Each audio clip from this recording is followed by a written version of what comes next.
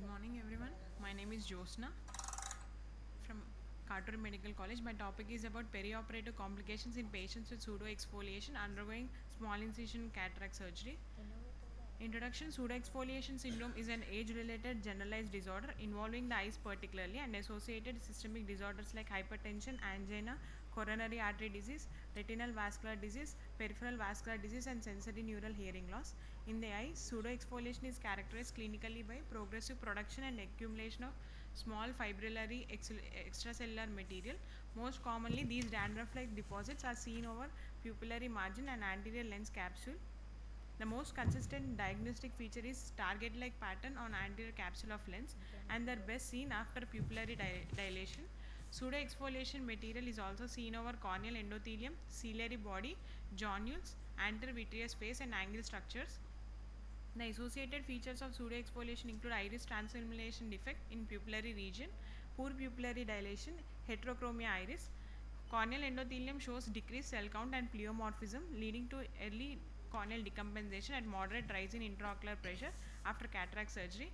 An increased incidence of nuclear cataract was also seen in eyes with pseudoexfoliation. Making the diagnosis of pseudoexfoliation is very important and require a careful examination under slit lamp after pupillary dilation, or otherwise it may go unnoticed and result in unexpected complications. My aim of the study is to study the risk factors leading to intraoperative complication in patients with pseudoexfoliation undergoing cataract surgery, to determine the intraoperative and postoperative complications in patients with pseudoexfoliation syndrome undergoing cataract surgery. Study design is it's a hospital-based cross-sectional study. Study was done at Department of Ophthalmology, Carter Medical College Hospital in Inturi. Duration of study is from July 2022 to June 2023. Study population is patients who attended ophthalmology OPD and in patients with pseudoexfoliation syndrome, and cataract were included based on selection criteria. My sample size is 50. Inclusion criteria: pre-senile and senile cataract patients with pseudoexfoliation in one or both the eyes were included in the study.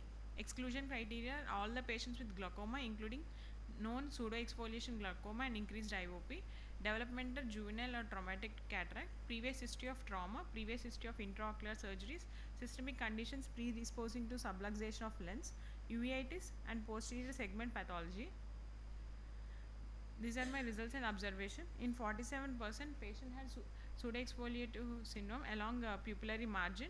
In 15 and 30% along iris surface. In 11 patients had iris atrophy. 3 patients had iridodonosis and 10 patients had posterior synechia. Pupil diameter after dilatation: 10 patients had poor pupillary dilatation of 2 to 4 mm. 25 patients had fair pupillary dilation. 15 had good pupillary dilation of more than 6 mm. Type of cataract: 1 had a cortical cataract, 2 had nuclear sclerosis grade 1, 9 had nuclear sclerosis grade 2, 16 had nuclear sclerosis grade 3, 11 had NS4, 9 had mature cataract and 2 had hypermature cataract. Pre-op risk factors: 4 patients had phacodonosis, 2 had subluxation or dislocation of lens and 4 had zonular dialysis. Intraoperative complication: 11 had difficulty in capsulotomy, 5 had difficulty in nucleus delivery, 15 had multiple sphincterotomy, 8 had zonular dialysis, postular capsular rent and vitreous loss.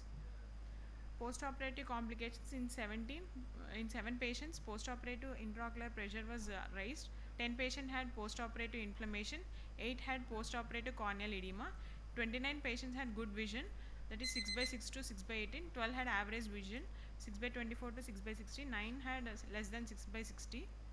Discussion: the mean age of the presentation in the study was found to be 69.24 years and majority 42 out of 40 out of 50 were above 60 years of age.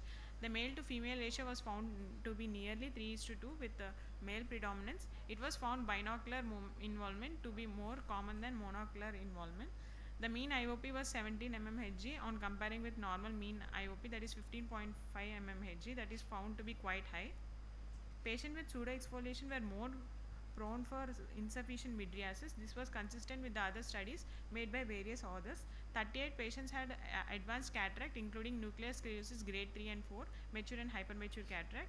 On comparing the size of pupillary diameter with intraoperative complications, a significant correlation, that is p-value less than 0.05, was obtained. Also, the present study showed that poor mydriasis, preoperative jonular dialysis, iridodonosis, phacodonosis, and type of cataract were the most common risk factor that affect the surgical outcome. Conclusion: patients with pseudoexfoliation syndrome and cataract posted for small incision cataract surgery have to be carefully looked for jonular weakness, insufficient mydriasis, phacodonosis, subluxation or dislocation of cataractous lens, because these preoperative risk factors can alter the surgical outcome. Inadequate mydriasis, one of the major preoperative risk factors in eyes with pseudoexfoliation syndrome, which has a bearing on intraoperative complications like posterior capsular rent and vitreous loss.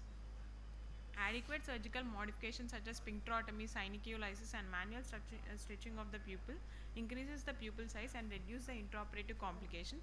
Although cataract surgery in pseudoexfoliation is challenging, if the surgeon is aware of condition preoperatively and pays the meticulous attention to surgical technique during small incision cataract surgery, the intraoperative complications can be managed and good outcome can be expected. These are my references. How you manage phacodonosis cases?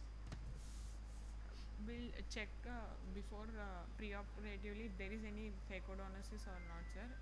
In Then that, how you manage? If phacodonosis is present, how will you proceed with surgery?